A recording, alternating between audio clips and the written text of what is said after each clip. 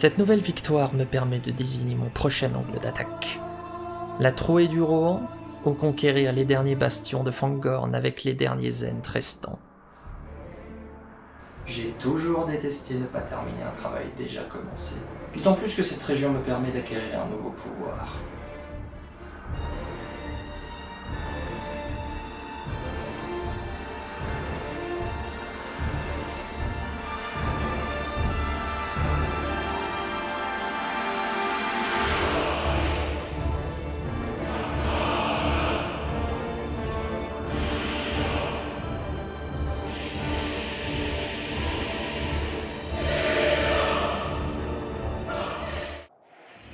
J'envoie donc mon armée dans l'avancée de Fangorn. Allez, combattants Uruk-hai! Pas avant que tous soient morts! La frontière avec le Rohan se fait de plus en plus sentir, voyant les arbres rencontrer les plaines jaunies du Rohan. Dans un premier temps, je construis le camp pour fournir des ressources et des guerriers. Je décide aussi de dépenser du pouvoir pour obtenir le champ de guerre. Grâce à cette magie, mes troupes font plus de dégâts et sont mieux protégées pendant un court délai. Cela sera fort utile. Mes armées sont déjà prêtes et peuvent commencer à avancer et à exterminer tout sur leur passage. La forêt réclame vengeance. Saruman. Quelques Ents et des paysans armés de fourches et de pioches. Mais c'est surtout les cavaliers en armure lourde et aux épées plus tranchantes qui s'avèrent plus redoutables. Le manque de piquier commence à se faire sentir.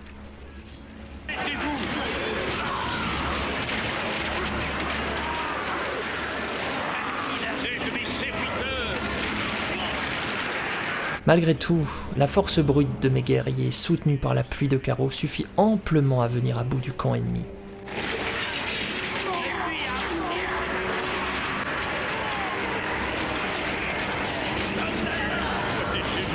Et par là même de conquérir la région entière. C'est encore une fois un nouveau triomphe.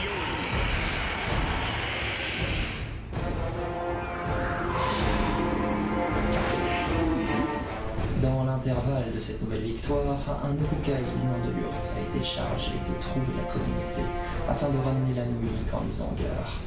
Et grâce à nos serviteurs ailés, nous savons désormais où ils se cachent. La communauté protège bien l'anneau.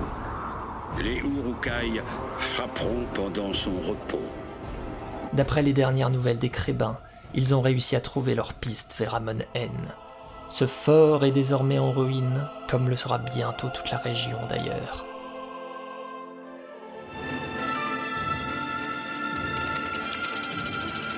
Fuyez, Hobbit! Fuyez! Protégez les hobbits! Merry! Pippin! Il faut trouver un raccourci. En avant! Par là! Amenez-moi les hobbits! D'après la rumeur, c'est un hobbit qui possède l'anneau, mais ils sont visiblement plusieurs de cette race à former cette communauté. Ils doivent donc être tous faits prisonniers. Nous tuerons simplement les autres.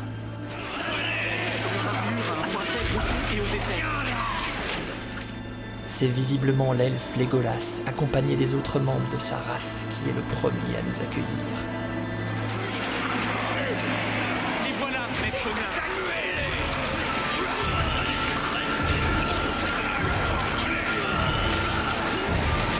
L'utilisation du pouvoir immobilisation se révèle fort utile, car ne pouvant plus bouger, il se retrouve complètement à la merci de mes guerriers.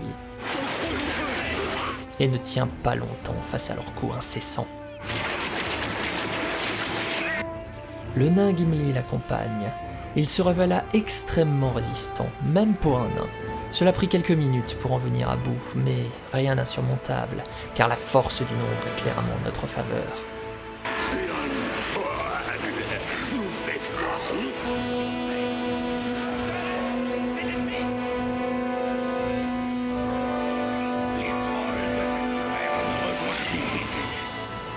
J'ai même réussi à trouver des trolls dans les collines. Ils n'ont pas été difficiles à convaincre de rejoindre nos rangs quand ils apprirent qu'ils pouvaient avoir de la chair humaine au repas. Enfin, nous approchons du but. Et c'est là que Boromir essaya de nous barrer la route. Eh bien, vous connaissez la suite. Une flèche d'immobilisation plus tard, et le voilà déjà à terre. Et ce n'est ni son corps, ni son bouclier qui l'ont protégé. Même Aragorn essaya de nous retenir, mais lui non plus ne put rien faire face à la détermination de mes guerriers.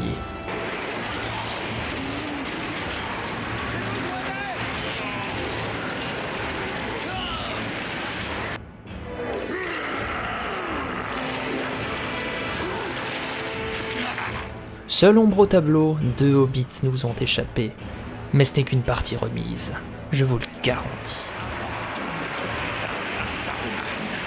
Nous réduirons toute opposition à Sauron.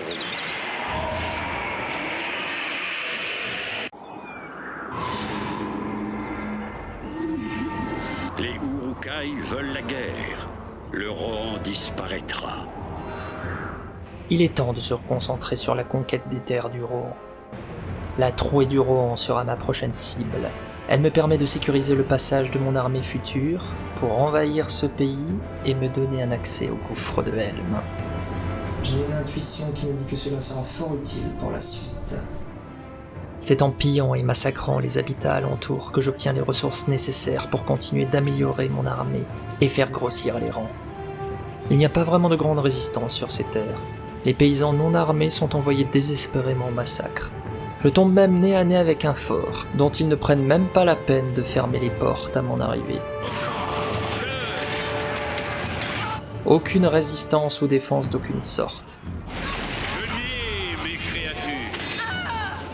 Décidément, ce pays était à l'agonie avant même que nous arrivions. Ils attendaient de la pitié, voire même de la clémence. Finalement, on leur rend peut-être un très grand service.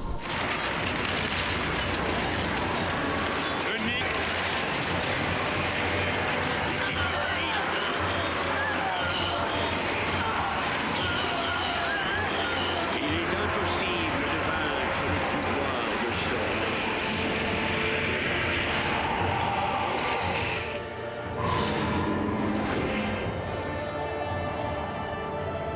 La conquête du Rohan doit se poursuivre. Nul ne doit survivre. Il est temps de frapper le cœur du pays du Rohan, le centre névralgique de ce pays qui mène à sa capitale. Je peux presque l'apercevoir d'ici. Détruisez les forces du Rohan.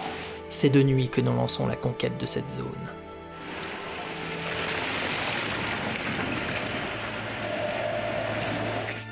Mes éclaireurs m'ont prévenu d'une compagnie de Rohirrim arrivant en renfort très prochainement. Et voilà! C'est le campement ennemi! En tout cas, cette fois, ils nous attendent de pied ferme. La porte du fort est déjà fermée, et des cavaliers nous servent de comité d'accueil. Je peux enfin armer mes Uruk de pics acérés contre cette maudite cavalerie.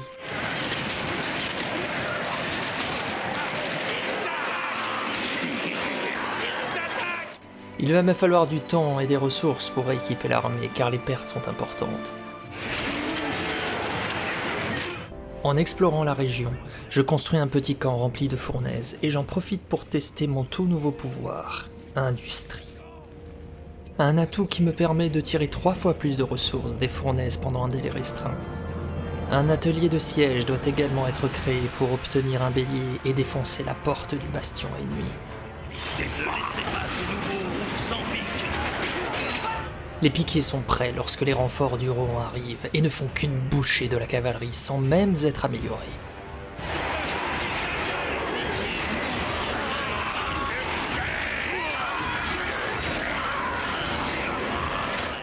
L'assaut final peut être lancé, et malgré une résistance plus importante que d'habitude, ils ne tiennent pas longtemps face à notre puissance. Ça ne résistera pas beaucoup plus longtemps. L'ennemi est dans notre camp. Nous sommes attaqués.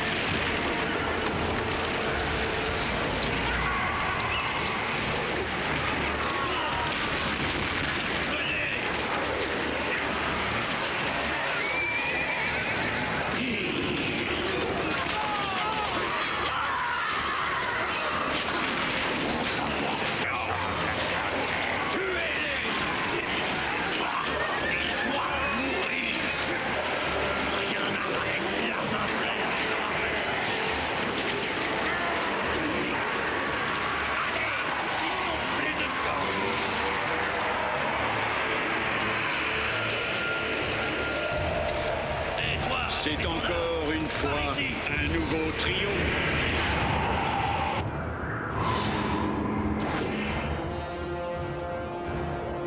Le roi du Rohan a peur. Il a fui Edoras. Les paysans du Riddermark vont mourir. L'ombre de la main blanche peut désormais se tourner vers la capitale du Rohan, Edoras. Cette cité du bois sera bientôt en cendres.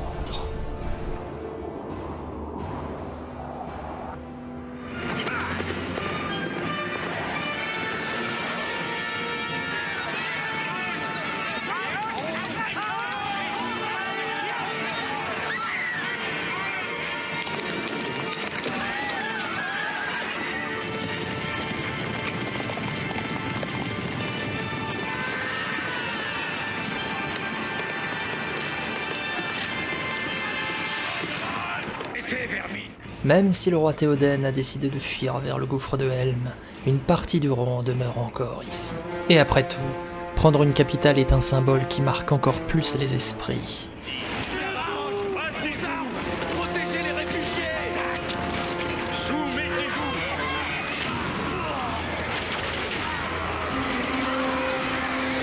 Anéantissez. Ils mourront. La capitale est protégée par 2 camps qui sont très vite détruits.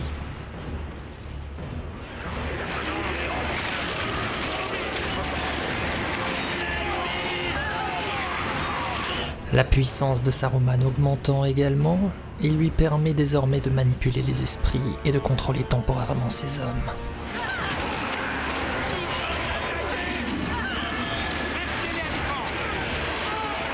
Après tout, le cœur des hommes est aisément corruptible, et c'est bien connu que ce sont les esprits les plus faibles qui se laissent tenter. Attendez une minute. Bref, l'extérieur est désormais à moi et me permet de préparer l'assaut. Maintenant, les cavaliers enterrent richement leurs morts. Pour marquer les esprits, Saruman en profite pour piller les tombes des anciens rois du Rohan. Allez! C'est le moment de tester leur défense. Pour les faire piller, l'atelier de siège va devoir tourner à plein régime. Outre le bélier, il me faudra aussi des balistes. Très pratique pour attaquer les bâtiments ou mettre les ennemis à terre. J'en profite même pour ouvrir une toute première tanière à warg pour diversifier mon armée.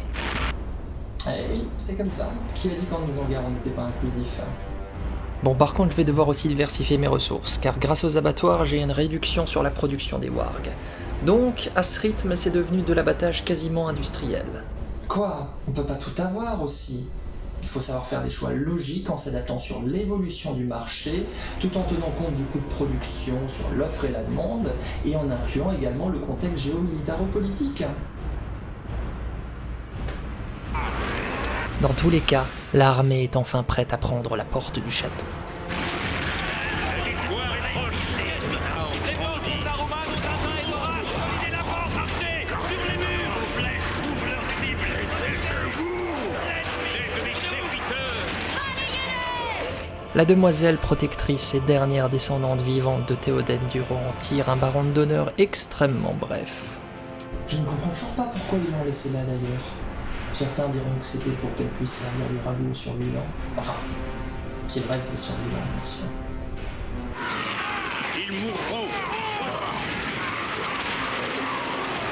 Je disperse mes troupes dans la cité qui se déverse en écrasant toute résistance et toute construction visible. Ennemis serviteurs. Suivez-moi. Que la terre boive le sang de nos ennemis. Le château d'or de Méduseld est enfin à portée, et sera la dernière phase de conquête de la capitale. Après sa destruction, c'est avant tout le moral du peuple du Rohan que nous touchons.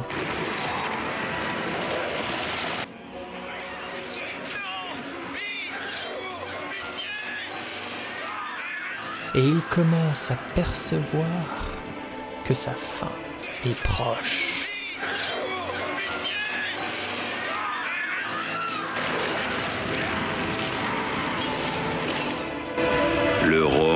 Ton Seigneur est prêt à tomber.